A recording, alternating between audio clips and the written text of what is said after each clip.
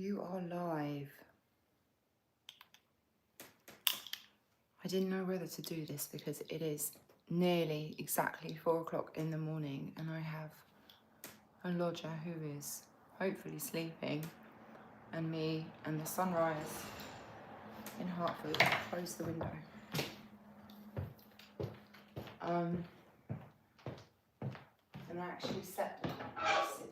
I know there's not much light, but I actually want to wait for a viewer because it actually feels really unnatural doing this at this time of day, especially with somebody in the next room.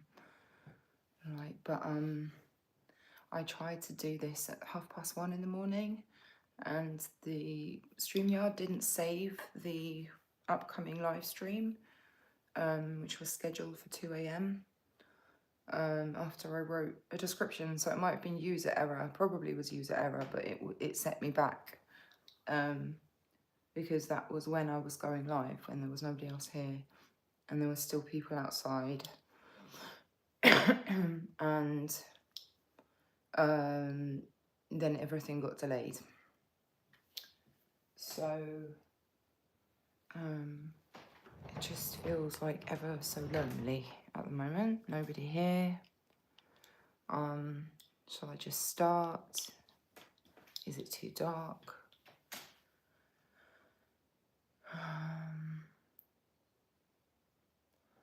All right, well, I'm here now, so I will do this. Okay, even though there's no viewers. Okay. All right, well, let's start with the basics. My name is Yashasvi. My surname is List, L-I-S-T. I am 44 years of age. I was born December 1980 in Hampstead, London, NW3, at the Royal Free Hospital in Hampstead. And on my birth certificate, it reads the Borough of Camden. I wanted to preface this by saying I'm a member of the Baha'i faith since 2008. And as a Baha'i, I recognise all the prophets of God as manifestations of God and educators of humankind. And I also recognise Baha'u'llah and the Bab as the most recent manifestations of God for today. And as a Baha'i, I'm of the understanding that Abdul Baha taught, Abdul Baha is the eldest son of Baha'u'llah, FYI, that truthfulness is the foundation of all human virtues, and that my time spent in this world is to develop my soul for the afterworld, because I believe that the human soul is eternal and has been made by God. And so without truthfulness, I can't build any virtues which make up my soul, which make up my character, which is eternal, without truthfulness. Without truthfulness, there is no foundation for other virtues. Truthfulness is the foundation of all human virtues. So I want to preface by saying that, and by saying that everything that I go on to say in this live stream is, to the best of my knowledge, accurate and true. Although some of the details, because they relate to an age at which it's very difficult to form good memories of, some of the details have had to be added by my mother, and some of the years of which events happened I can't confirm without some other details which are just not available to me. So I want to preface by saying that these are early childhood memories, and there's that. Just to qualify, Baha'i is spelled B-A-H-A-I. This is the most holy book.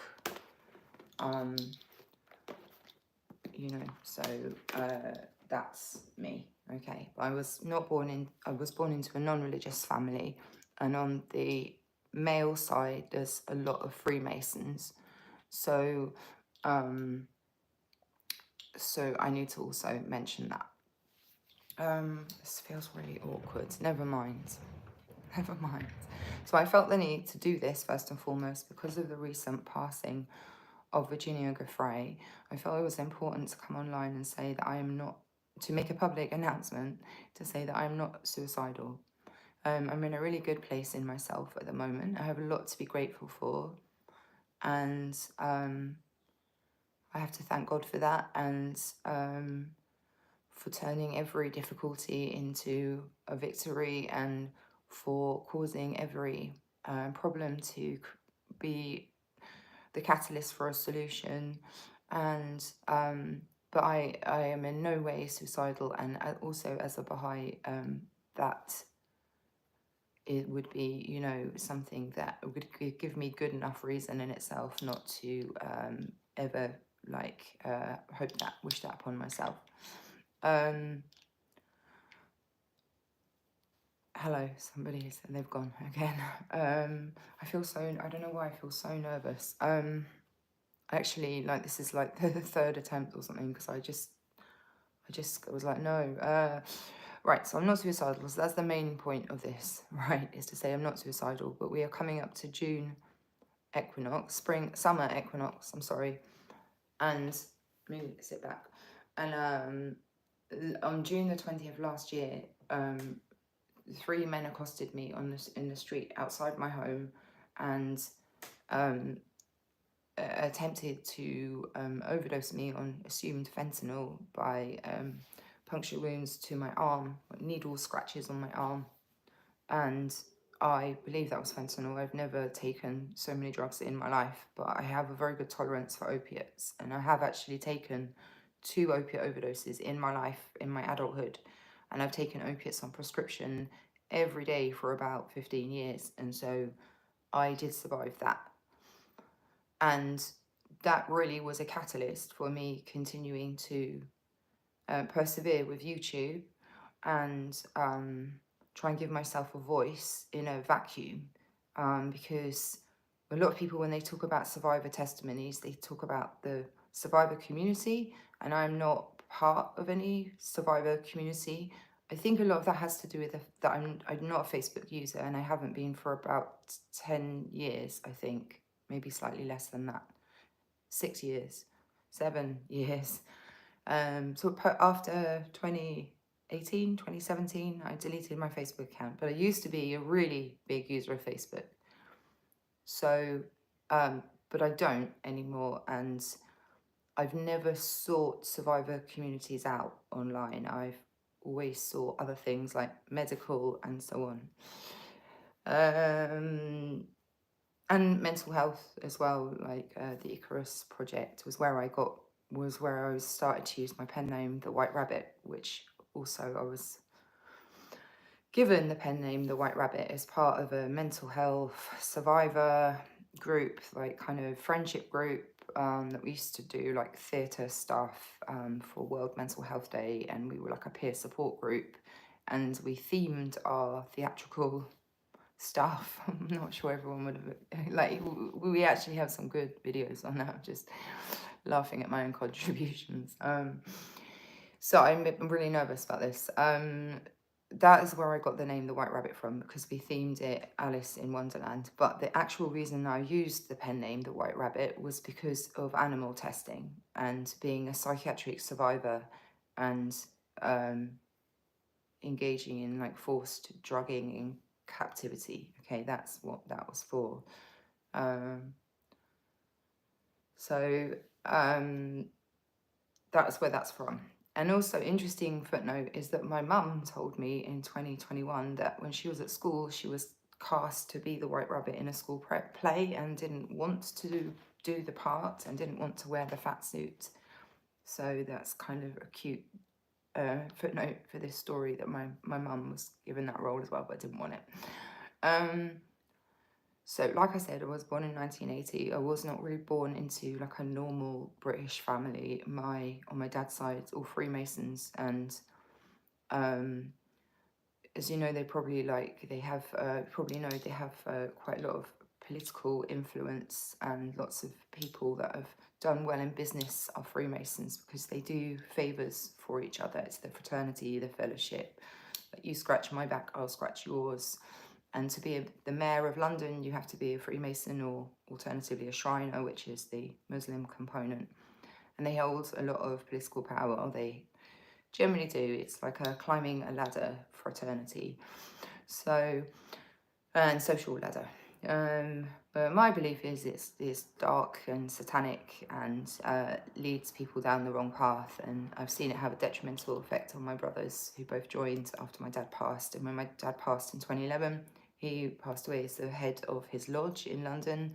But like a lot of that information, I'm not privy to information about Freemasons or Freemasonry.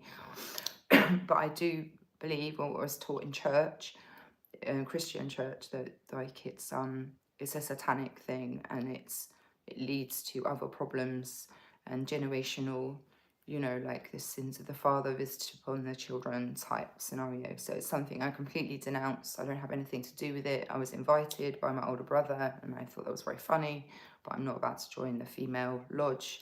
I'm not interested, and I'm not a member. I'm a member of the Baha'i faith, and I wear quite a lot of Baha'i regalia to remind me. But other than that, Freemasonry, my family was not religious, but my dad was making a lot of money selling homes in Hampstead in the 1980s. So as far as I know, my dad was a millionaire in the 1980s, owned property in Hampstead, Ferrari, Jaguar, personalised number plate, selling houses in Hampstead from his own estate agency. Where the tube station is in Hampstead, now opposite it on the other side of where the tube is here, as I'm looking at myself. Right?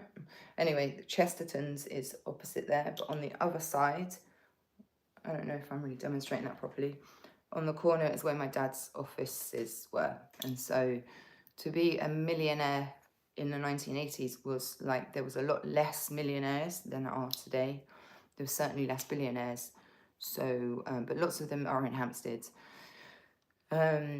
So that's what on my dad's side. On my mum's side, my mum was adopted when she was a baby. She was born in 1947, and don't know anything about that, like why that was or anything about it. Just to say that the family that adopted my mum had a lot of money. My granddad, Ernest Biggins, sold coffee. No, let me start again. Sold coffee. He brought in, when the American soldiers, this is the easiest way to tell the story, came to the UK in the Second World War, we did not drink coffee regularly. We were not a nation of coffee drinkers. We were a nation of tea drinkers. And so my granddad got coffee into this country for the American soldiers. And for that, they probably either bought the business from him, or in my mum's words, they gave him a settlement. And he invested heavily in art, and that's how he made a lot of money, but he didn't use it for himself. He left it in trust funds for his son, my mum, my auntie, who was also adopted, all of the children. And so I was a beneficiary of that when I got older. My dad didn't really have too much to do with it. He just signed checks, sometimes often to himself. So there's that. And also it's worth saying that my daughter was adopted as well. So not really by my own choice, just social services got involved when I became pregnant, and then she was taken and put into adoption as well. And I've since found out that a lot of adoption tends to run in families anyway, which I think is worth flagging as a bit of a red flag as to why is that going on. Because then you get like generational trauma and anyways. Now I can see. Hello. So, as I said, my mum has had to corroborate details in this story, and basically I have memories that I've always had of going to yoga classes in Hampstead in the 1980s. My mum confirmed to me the name of the studio was ARK, A-R-K Yoga, which used to be on Arkwright Road in Hampstead, but I've seen it's not on the map anymore, not Google Maps, I previously said, but my iPhone map no longer shows ARK Yoga in Hampstead. And I've always had memories of going to those and going to a theatre in Hampstead, which is not Hampstead Theatre, which is above a pub in Hampstead, or certainly was last time I was there. It was actually somewhere near Swiss Cottage, and had a wooden stage, curtained, and the seating, just everything was wooden chairs, or with the cushions on them. Like some of these memories like are extremely like prone to error when I talk about. I remember the wooden stage and the chairing going up, and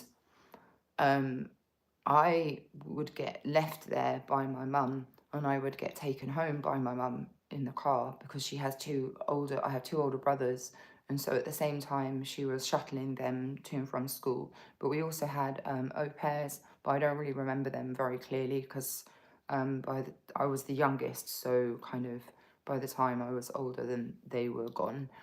And I have a very early recollection that's very clear, of being in that car, being driven home, and with the benefit of adult hindsight, was on drugs, and had come from that theatre in Hampstead, was being driven home from there. And I also can easily recollect being dropped off at those, like, I don't know what to call them, because I don't really know how regular they were. And arriving with the other children and taking my coat off and being left and being given something to drink, like orange squash. And the same when we were leaving as well, being given something to drink. So, so I strongly allege that at that theatre we were being drugged, and we were being exploited under the influence of drugs, which presumably were major dissociatives like ketamine, which is another drug that I have quite a good tolerance for, not because of heavy use, but just it's and it's something that I hate as well. For general anesthesia makes me really unwell. The 2 times that I've had it.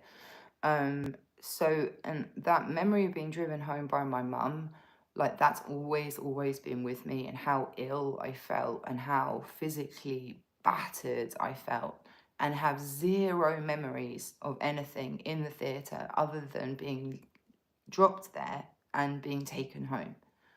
And like, you would think that if you were going to a theatre regularly, like, and your mum can remember you going and was taking you there and bringing you back, that you would remember doing something in the theatre. But to only remember being left there and leaving, putting clothes on and being given something to drink, that you would have other memories. What were we doing there? I have absolutely no idea. So there is a connection between that theatre in Hampstead and the yoga studio, because I can remember Glenn Maxwell being a visitor to that yoga studio, and I would not have known that as a child what her name was, but I grew up with all the consequences of child abuse, and much of that was also because I was overly sexualized at a young age. My self-pleasure was inappropriate for my age. By the time I think we're going to get interrupted. By the time I was 7, I was doing, and we're going to get interrupted. I am just on the phone right now. Can I have no comments, please, unless they're relevant to what I'm talking about here?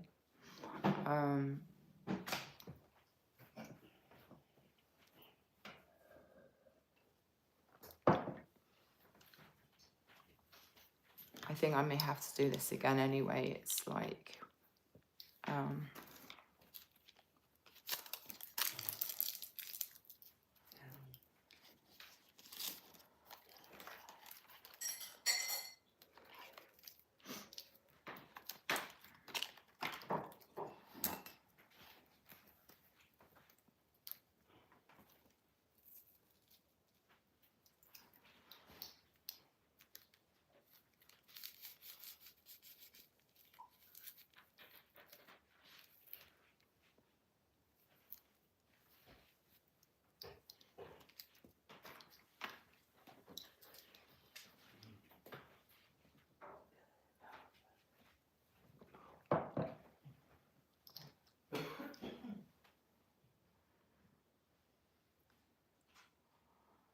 It's so hard sitting on my sacrum, sitting on arthritis. Literally before I came online, I took a shower and like covered myself in cannabis oil. So consequences of abuse. Well, I started drinking alcohol when I was 10. I say that I started stealing alcohol when I was 10. My dad would take me out on dinner dates when my parents separated and eventually subsequently divorced, and would usually give me a glass of wine. So he thought, I think, well, actually, never mind what he thought, because none of it made any sense. I'm going to have to do this now because I sparked it up. I mean, I've rolled it. Okay, so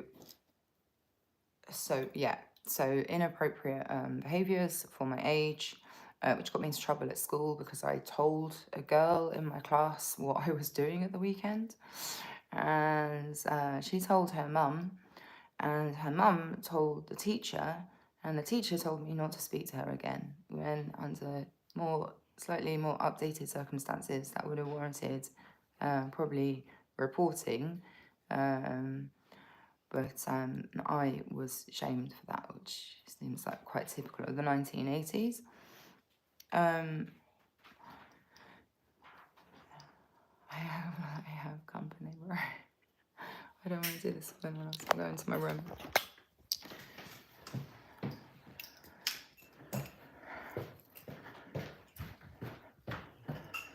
There's not much I can do about that in a shared house at the moment. Fuck's sake. Right, well, we've moved rooms. I don't know whether this was even a good idea tonight. The most important thing was to tell you that I'm not suicidal, and we are coming up to June equinox, spring equinox, and I'm not suicidal. And it's really uncomfortable because I do not feel like I'm talking to anyone. I just feel like I'm talking to myself, which I do not like. I don't even like, there we go. Hello, ready. Mental distress, consequences of child abuse, mental distress from a young age. I wish I had this photograph, but I have a photo of me with my dad that my mum sent to me, and I know exactly where it is, and I will not get that photo back. And I'm like 3 or something, or 4, and my face is like, we're on holiday together, and my dad's got his arm around me, and my face is crumpled. I just look like I've been devastated, and I'm on holiday. I should be like smiling for the camera. It's quite a disturbing image. It got left at someone's home, and they basically flatlined on sending it back to me. And okay, so mental distress, emotional distress, problems regulating emotions, hyperactivity, tearfulness, mood disorder, over-sexualization, problems socializing at school. All my like academic stuff was really good until I kind of hit puberty, and then everything kind of I was already using alcohol, smoking hashish. At 17, I was sectioned with a drug-induced psychosis, and then my dad just used that as an excuse thereafter to have me sectioned whenever he felt like it, including if I had period pains, which later got diagnosed as endometriosis, but was covered up by psychiatry, who said there was nothing wrong with my periods, because I don't know why they are an expert on anything medical at all, but obviously they were wrong. And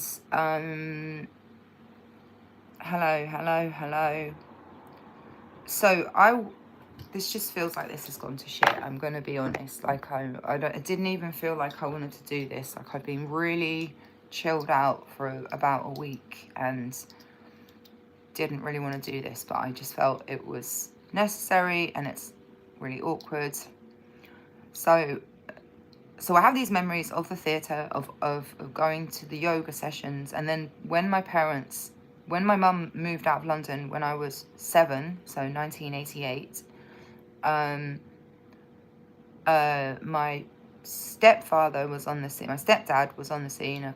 Shouldn't call him father. My stepdad was on the scene, who just happened to be working at the stable yard where my mum kept a couple of horses. She had a cob, and my brother had a skewbald pony, and I used to go on the lead rein there with my mum, and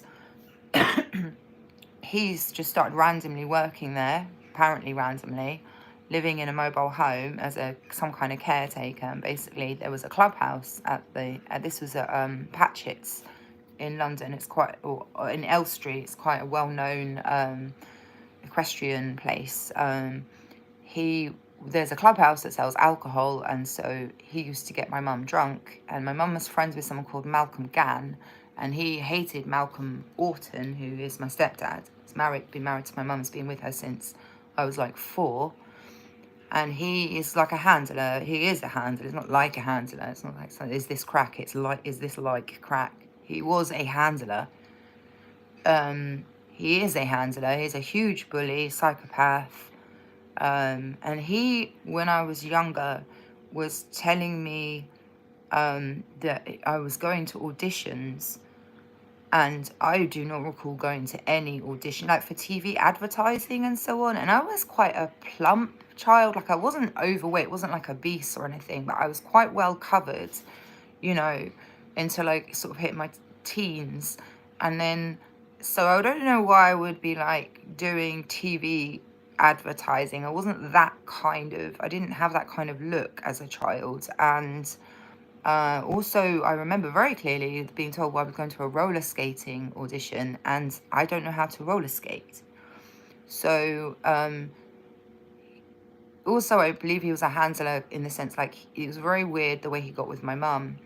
And he would always tell stories like he was in the King's Troop, is it called, with the horses? Well, Malcolm Gann was in that thing, like, and so he knew that Malcolm was bullshitting. And we used to hear a lot of stories growing up on repeat at dinner time, like about when him and his friends, they had a mini, as in a mini car, and they took it apart and then carried it up a tower and put it back together again on the top of the tower. Stories like that, extremely, extremely, extremely repetitive stories told around dinner. Huge bully, beat up my eldest brother Philip really badly in front of loads of people, like on top of him, smacking him. Hit my brother Dominic around the head with a wire brush. Used to hit us in the head, me, my younger brother Dominic, used to hit us around the head. My mum also, like, although I've never ever seen him hit her, I have no doubt in my mind that he's battered her to her temples on many occasions, which affects your ability to speak and comprehend, use language. I had an English scholarship to my secondary school, so like language has always been a thing that I've really enjoyed, but I also got battered as an adult in domestic violence, like where that man was hearing voices telling him to harm me. And I myself, for one person, as the primary witness of my own life, equate all of these things together.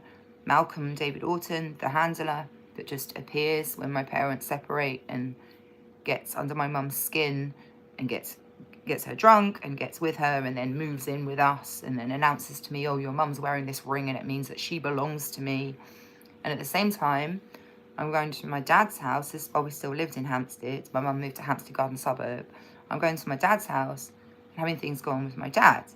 So I go to my dad's house, and I don't really know when this started, but I know by the time I was 7, I was putting objects inside of myself in private, thankfully, which is like at my dad's house, I should say, in the bathroom, like left to my own devices, which is not developmentally appropriate for a 7-year-old.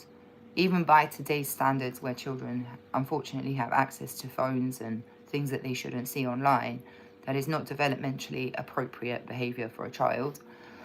And it took me the longest time to like come to terms with the situation, because my dad lived until 2011. And but my dad was basically was grooming me, like in a literal sense, taking me out for dinner, giving me a glass of wine. We would get home, go to bed. He would come into my room. He would tell me to remove my knickers. He would tell me to turn over. He would lift up my shirt. He would start rubbing my back. And then eventually he would finish himself inside me and was using his hands manually to touch and penetrate my genitalia, okay, in the most basic of terms. And that just carried on. That just carried on until I was about 10, and two things happened. One thing is that my brother Dominic said something to my mum and said, Tasha, which is the name on my birth certificate, needs to stop going to dad's at the weekend. When she comes back, she's out of control, she's hyperactive, she's not sleeping at dad's house, and she comes home and she's exhausted and she needs to stop going. And my mum had been taking me before I had my own pony. I was doing lead rein shows for a woman that had a pony, but she didn't have a child, so I would be like the child jockey that would go to the horse shows. And I'd been doing that for a couple of years on and off anyway. And my mum, well, when I was a bit younger, but my mum said to me, do you want to just go to the pony shows at the weekend and just not go to your dad's? Because my dad had custody of us at the weekend. That was part of their divorce settlement. And don't forget, my mum got a lot of money from that divorce. So another curiosity about, a question mark over Malcolm coming into her life at that time, and he had already been bankrupted for transportation. If you put the name Malcolm David Orton and bankruptcy and transportation into Google, you should find a document that where there's his name on there. It says that he was bankrupt for long distance haulage, like of animals, bankrupted by the time he was like 21. So and the other thing that happened at that age was I got large enough that like I could have conceived. Like I hadn't started my periods, but I was quite, like I said, I was quite a large child, and I was like already 9 stone by the time I was like 10 or 11.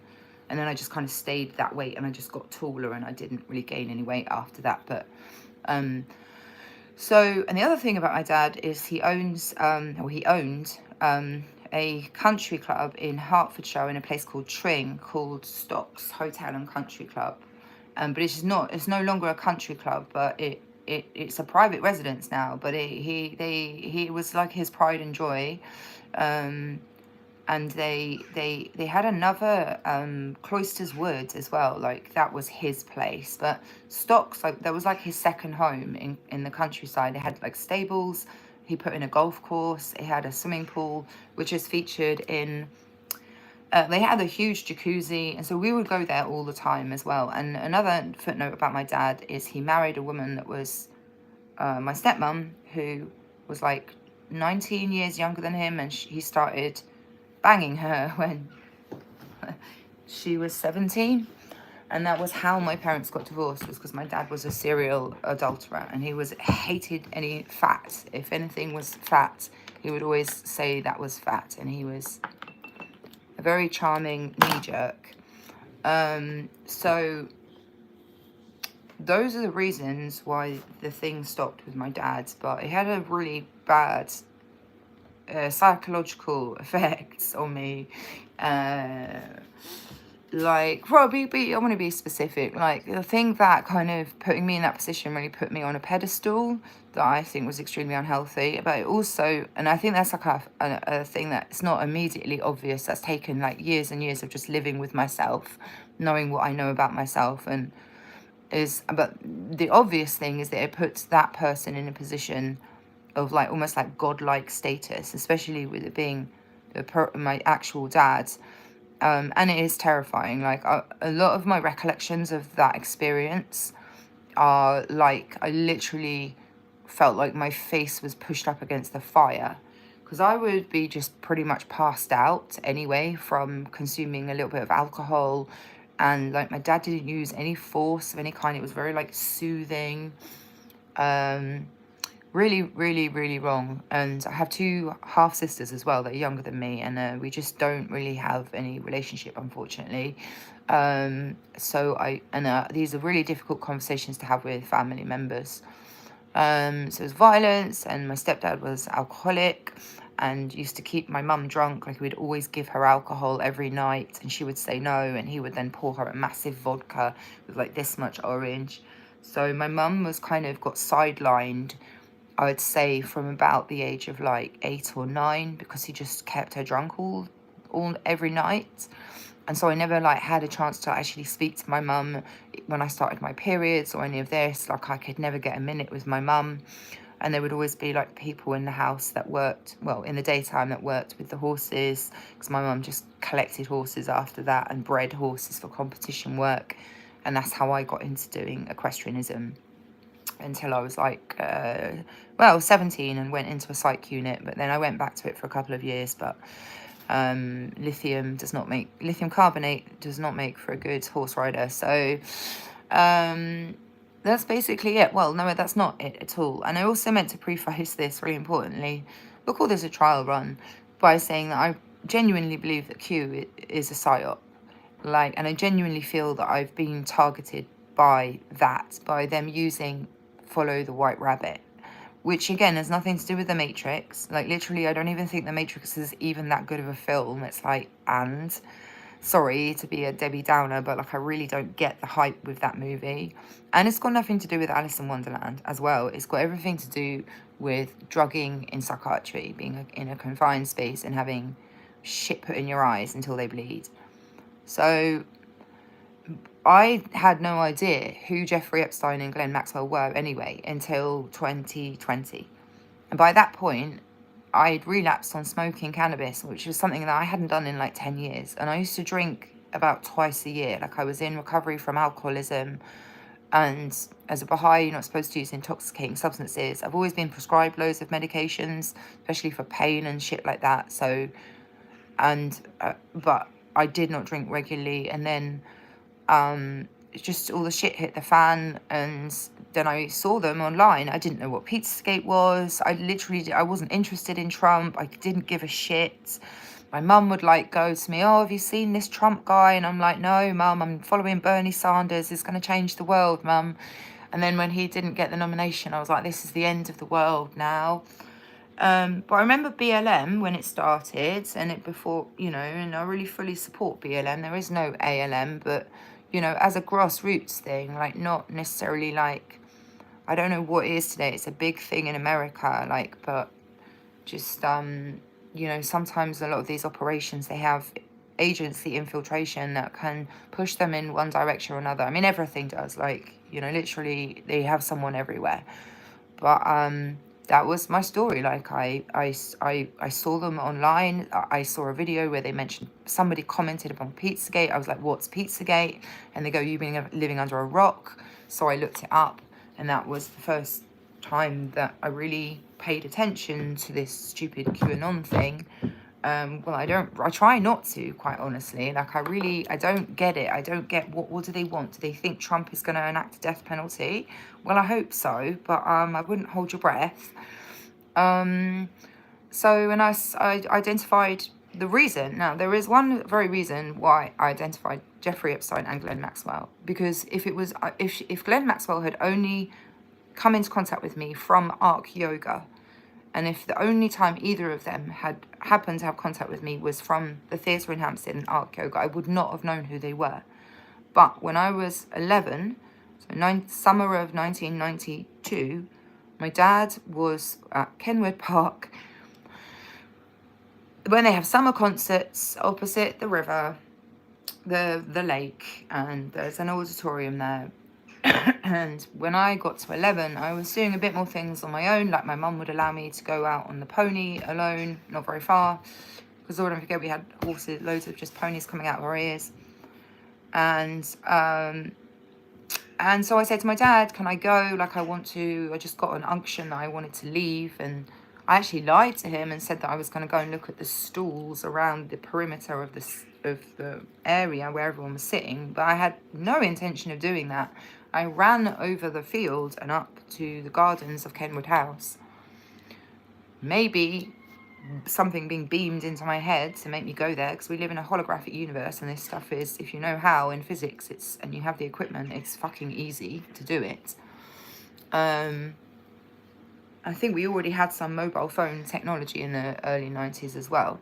Anyway, I made a beeline for the house and I got up there, and there was a figure of 8 stone sculpture in the garden, and that was between me and a couple that were in the bushes. There are lots of clearly marked paths around Kenwood House, and then some of them go through the bushes, obviously, but some of them are just where people have made a path over the years to make little joint, there's all sorts of different paths, and they were in the bushes.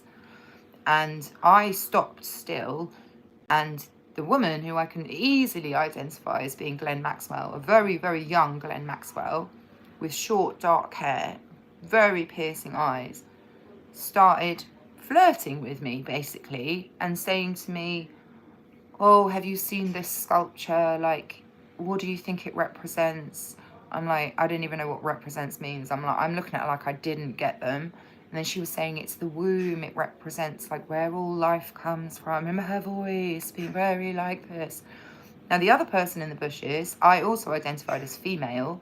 I can, with perfect hindsight, tell you, was what appeared to be a white-haired woman with some kind of scarf around, tied under it. Was like, so it appeared to be 2 women, white hair, hunched over, like an old woman and a young woman together.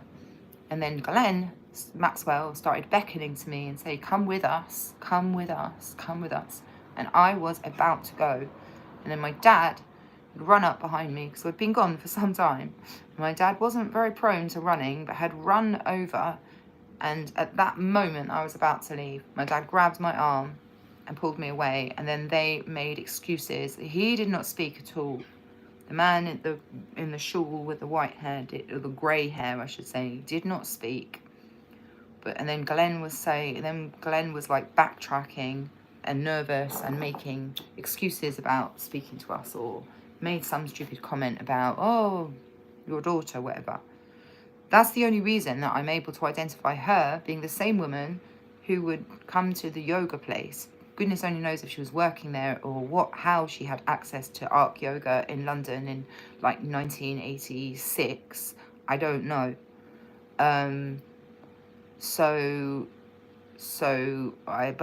Otherwise I wouldn't identify her from that time, and I would never have identified them at all if it wasn't for that experience, which my stepmom can corroborate, which my eldest brother Philip has corroborated with me, just as my mum corroborated that we went to the theatre and the Arc Yoga on Hampstead. And then all the other details are corroborated by me, and by the consequences of growing up with those behaviours, including, let's just say I'm not frigid. Okay, so there is obviously like a really dark side to this, where, I could, in the sense, like, I could really dwell on the negativity of this, but I don't feel it's the time or the place.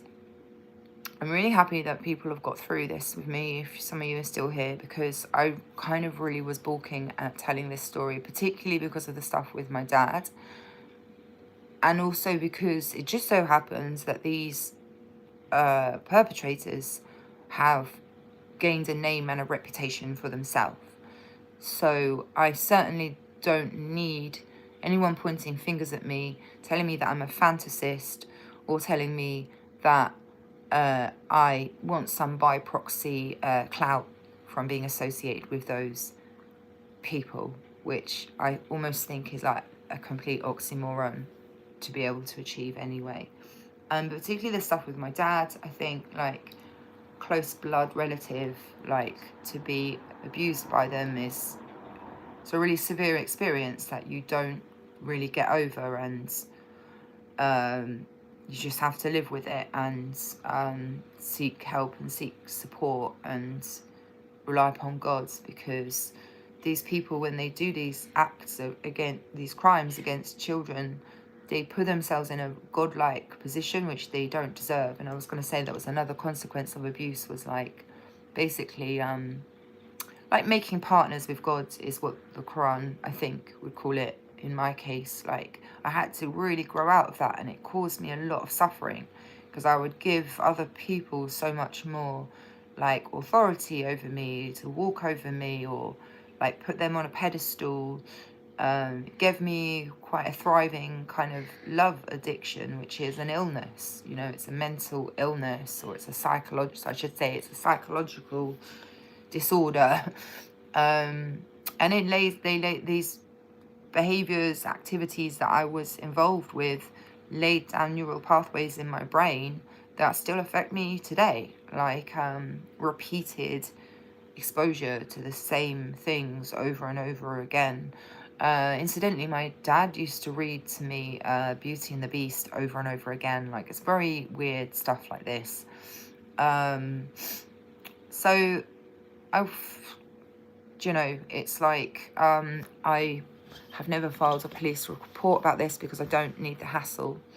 And when the thing happened in June last year, I was writing an autobiography. I started on March 21st, which was the very first working day of the year in the Baha'i calendar. And I was doing it, and shit kept happening to me. Someone came and stayed here that was bad news and didn't even make a comment on the fact that I told him that I'd been overdosed. And that overdose itself really fucked me up. And I don't know for sure that they didn't give me pneumonia when they did that, because that's when I had a serious sinus infection. So, you know, whatever Satan tries to do is just working for Allah. Like, you know, all of his servants, basically. You can't fight against God and prevail. Like, you just, you know, but that, you know, this is all, to me, it's all under the umbrella of Satanism. Like, whether you know, want to rely upon a fake hadith to justify marrying children in Sri Lanka, you know, in Islamic countries, or whether you want to, you know, it's just all the same disgusting bullshit of Satanism, quite honestly. Although I do recognise Muhammad as prophet and the Quran is divinely inspired, but I'm not Muslim. And that hadith is fake. But I believe that's where the two converge, like Satanism and Freemasonry in politics. And then this, like, the part of Islam that won't denounce this hadith as being fake. Aisha said, ... Like, the child sex stuff seems to be where they join together in politics, and why I think it's so difficult to root the evil out of the world, because they seem to be related to politics and Islam and Freemasonry and Satanism. I personally think it has nothing to do with Islam. I think marrying children has absolutely nothing to do with Islam. Myself, I know people differ on that opinion, but all right, well, yes, Jesus is the way, the truth, and the life. Well, as Baha'i, I believe that Muhammad and Jesus are the very same.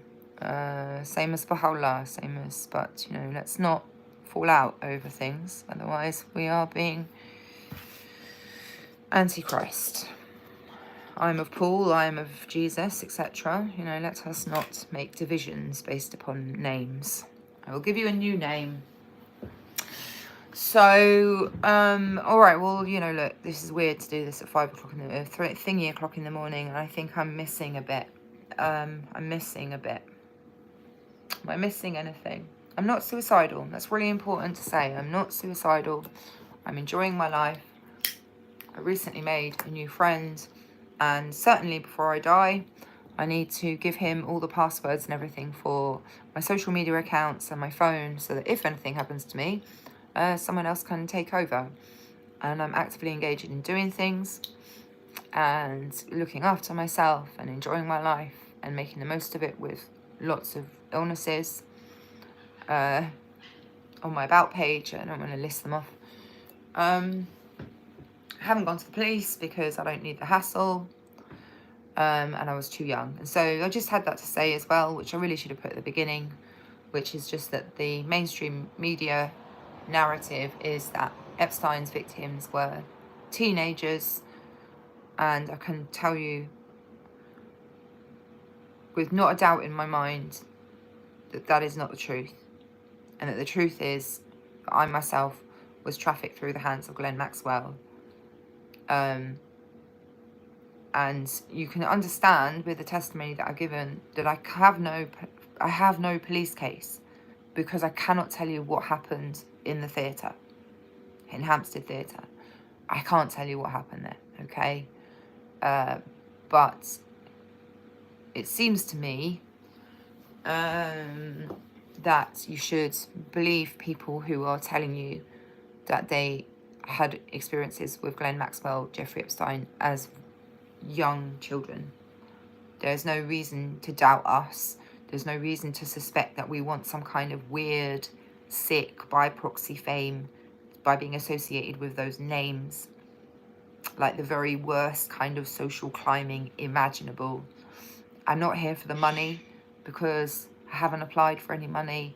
And it actually, if that means that I can't tell my story, then I'm not going to apply for any money. You know, it just seems to me like they need to do something about this situation. You can't simply do government investigations because that's literally like the fox guarding the pen. You can't give people money and then say, or you know, non-disclosure or whatever. It's, we do need justice for victims of child abuse. So let's hope that's at least something that we get one day. One day. I personally think it will take a long time because it seems that some people really enjoy having this pastime and often extremely violent.